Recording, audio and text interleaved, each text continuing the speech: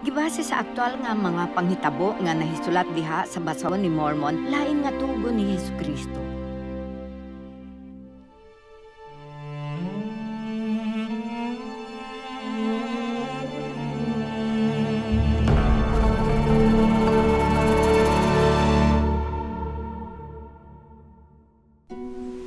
Ani ang katubigan sa Mormon.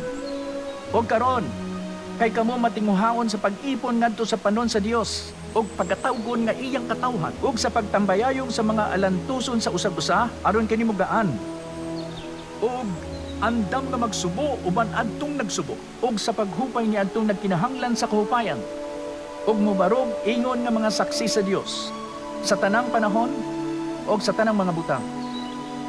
Og sa tanang mga dapit nga kamo maanaa, bisan hangtod sa kamatayon, nga kamo unta matubo sa Dios, og malakip nga adtong diha sa unang pagkabanhaw, nga kamo makabaton og kinabuhi nga dayon. Sultihan ko kamo, kung kini ang tinguha sa inyong kasing-kasing, nganong dili kamo magpabunyag sa ngalan sa Ginoo, isip saksi, nga kamo misulod sa pakigsaad uban kaniya, nga kamo mag-alagad o magtuman sa iyang mga sugo, nga siya buhong nga mabukbo sa iyang espiritu diha kaninyo. Alma,